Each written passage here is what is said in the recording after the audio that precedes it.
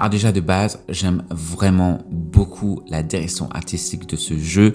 Ça me fait penser justement aux années 90, à ces jeux des années 90 que j'avais beaucoup aimé, particulièrement ceux de Squaresoft et particulièrement Final Fantasy Tactics.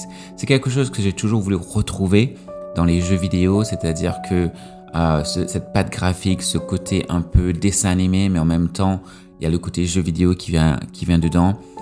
Il y a eu des jeux qui ont essayé de répliquer ça et j'ai vu qu'il y en a qui avaient quand même plutôt réussi ou moins réussi. Je pense notamment à Octopath Traveler, même si c'est pas exactement le même délire.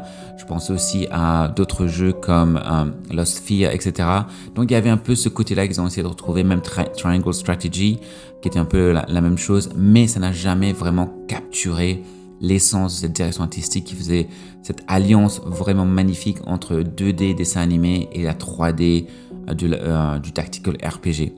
Mais là, pour le coup, Sea of Stars, c'est pas du tactical RPG, mais ça a cette patte graphique que j'aime beaucoup.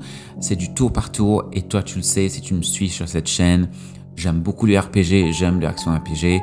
Évidemment, j'aime le tactical aussi, mais mon style de gameplay préféré dans les RPG, mais vraiment mon préféré, celui de mon cœur, c'est le tour par tour. Et le tour par tour dans Sea of Stars est juste tellement kiffant, c'est satisfaisant, mais vraiment ça me rappelle la bonne vieille époque, comme on dit. Je suis pas vraiment quelqu'un qui regarde dans le rétroviseur très souvent en termes de jeux vidéo. Moi, j'aime juste regarder de l'avant. J'ai beau avoir des jeux que j'ai aimés dans le passé, que j'aime très très fort, que je peux rejouer aujourd'hui, comme Final Fantasy VII, un peu plus tard avec Dragon Age Origins, etc. Mais moi, je regarde vers le futur. Moi, je veux voir les nouveaux jeux next-gen, la PS5, la Xbox Series, le PC. Moi, je suis vraiment dans ce délire-là. Même si j'ai la console Nintendo, j'ai la Switch, j'aime jouer à certains jeux sur la Switch comme Zelda Breath of the Wild, Fire Emblem, même les Pokémon. Ça va, ça me plaît, mais c'est pas forcément là où mon cœur va le plus souvent. Moi, je suis plutôt sur les jeux d'actualité, les jeux d'aujourd'hui. Ce que je veux dire par là, c'est les jeux avec des graphismes au top, etc., des gameplays un peu innovants, tout ce genre de choses. Mais quand même, si j'écoute mon cœur, le style de jeu que j'aime le plus au monde, c'est vraiment le tour par tour dans les combats. C'est vraiment ce que je kiffe le plus. Donc, Sea of Stars, c'est un combat tour par tour et c'est juste tellement satisfaisant dans le sens que il y a une variété d'attaques que tu peux faire, tu as une variété de skills et ça c'est vraiment qu'une démo, donc tu vois vraiment plutôt les indices, le potentiel de ce qui pourrait être. Et les 3 personnages que tu incarnes dans cette démo ont 3 personnalités différentes, 3 façons de jouer différentes et 3 styles d'attaque différents. C'est ça qui est tellement extraordinaire. C'est ça que j'aime dans les tour par tour parce que tu t'attaches au personnage et c'est ça qui est vraiment cool dans le tour par tour. Et donc, tu as des attaques très cool. Je pense notamment à la nana qui a une attaque boomerang en fait et tu dois quand même être à l'affût en fait parce que pour pouvoir donner plusieurs coups de boomerang, tu dois appuyer sur le bouton au bon moment. Tu as aussi l'attaque en montée de puissance de Zale. En fait, tu appuies sur un bouton et tu as le pouvoir du soleil un peu qui émane de toi et ça, c'est juste kiffant. J'ai adoré les combats et je faisais que trouver des combats parce que je kiffais ça vraiment beaucoup. Mais un RPG, c'est pas que le combat. Le RPG, c'est aussi évidemment l'histoire, le scénario. Alors, je te dis direct, ce Sea of Stars, pour l'instant, on voit que dalle en vrai.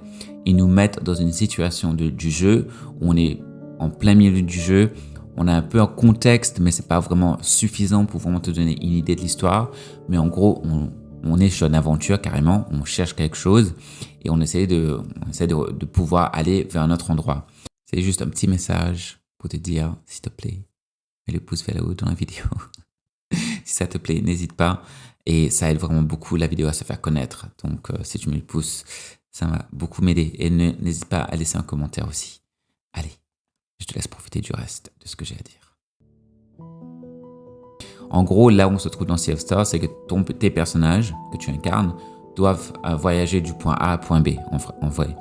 Et ce qui se passe, c'est qu'ils ne peuvent pas le faire tout seuls, donc ils essaient de trouver un moyen, et c'est là qui est enclenché la quête de la démo. Franchement, c'est très simple, c'est assez facile à comprendre, mais c'est pas cette démo qui va te donner envie d'en savoir plus sur l'histoire. Mais les personnages, en tout cas, la façon dont ils sont écrits, c'est là que ça va aider en fait. Ça va te donner un peu le ton et ça va te donner un peu une idée de ce que pourrait t'attendre dans ce jeu.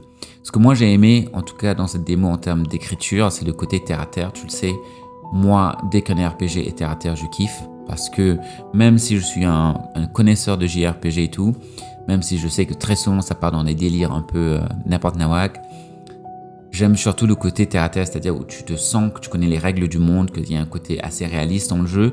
Ensuite, tu peux aller dans le côté un peu fantastique. Et dans ce Sea of Stars, t'as quand même un côté fantastique dans la quête, donc c'est pas comme si c'était complètement terre à terre, tu vois. Mais c'est un équilibre assez sympa et j'ai beaucoup kiffé. Et la direction artistique, comme je dis, est juste magnifique. Et la musique, la musique est tellement belle. J'ai adoré le fond sonore et tout, les petits bruits des pas, etc. C'est juste kiffant. La bande son, le côté, le travail sur le son dans le jeu est juste... Voilà, ça me rappelle, il y a un côté nostalgique et en même temps c'est assez moderne. Pour moi, ce Sea of Stars, c'est vraiment le mélange de la nostalgie et du moderne. Et ça, je trouve trop bien. Par exemple, moi, j'ai pas vraiment kiffé Octopath Traveler, premier du nom, parce que voilà, je trouvais ça un peu daté, dans le sens que oui, je savais que c'était rétro, que c'était HD 2D, etc. Mais il y a un côté daté dans le côté très pixelisé, etc. Alors que dans ce Sea of Stars, vu que c'est un peu plus dessin animé, il y a moins ce côté daté en fait. Il y a moins ce côté pixelisé autour des personnages, ce qui fait que je kiffe beaucoup plus cette DA. C'est beaucoup plus moi en fait. Ensuite, ce que je peux te dire sur le jeu, c'est que pour moi, il y a un côté, tu vois, où tu te dis, est-ce que des jeux comme ça peuvent rivaliser avec les gros AAA qui sortent? Et j'ai envie de te dire un truc.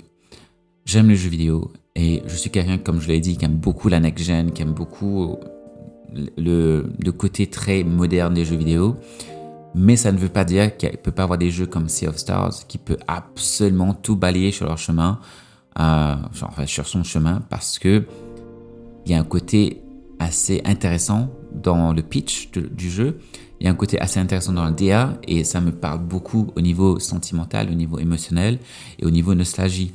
En général, tu vois, ça peut être assez à double tranchant ce genre de choses, parce que ça peut donner un côté trop daté, justement. Mais là, pour l'instant, de ce que j'ai vu de la démo et de ce que j'entends sur le jeu, je pense que ça va être quelque chose d'assez spectaculaire. Et je pense qu'il y a une chance pour que ce jeu, ce Sea of Stars, soit parmi mes jeux les plus, appréciés de l'année. Potentiellement, peut-être qu'il est gotifiable, je ne sais pas. Il faudra que, évidemment, je joue au jeu complet pour me faire une idée. Mais en tout cas, je te dis ça pour te montrer un peu ma hype pour ce Sea of Stars. Depuis que j'ai vu le premier trailer il y a un bon paquet de temps maintenant, j'ai été assez hypé par le jeu. J'en ai parlé sur mes lives à plusieurs reprises. C'est un jeu que j'attends vraiment beaucoup. Et là, cette démo m'a donné encore plus envie du jeu. Mais vraiment. Et c'est là que je me dis, 2023, si ce jeu sort en 2023, s'il y a ça, on a déjà eu Hogwarts Legacy que je kiffe vraiment beaucoup. Le test arrive bientôt. Il y a aussi Zelda Tears of the Kingdom qui arrive, il y a Final Fantasy XVI qui arrive, il y a aussi d'autres jeux où on n'a pas encore entendu parler, peut-être qu'il y aura des surprises aussi, mais rien que ça, plus Final Fantasy VII Rebirth si ça arrive aussi, mais quelle année pour le jeu vidéo, en tout cas pour moi. Mais voilà, pour te dire, Sea of Stars, est-ce que ça vaut le coup ou pas? Mais totalement. Télécharge la démo, c'est disponible sur Nintendo Switch, évidemment c'est une démo, c'est gratuit. Donc n'hésite surtout pas, il sort le 29 août sur Switch, sur PC, donc Steam et sur PlayStation. Et oui, donc n'hésite pas à checker ce Sea of Stars. Moi, j'ai adoré cette démo et j'ai hâte pour le jeu final. Si cette vidéo t'a plu, n'hésite pas à mettre le pouce bleu et laisser un commentaire pour me dire si ce jeu te hype. N'hésite pas à checker les autres vidéos sur la chaîne et t'abonner à la chaîne si ça te plaît. Et moi, je te dis à très bientôt et n'oublie pas la chose la plus importante qui existe dans ce monde de fou, dans ce monde taré, dans ce monde d'obsédés. Vive les beaux gosses.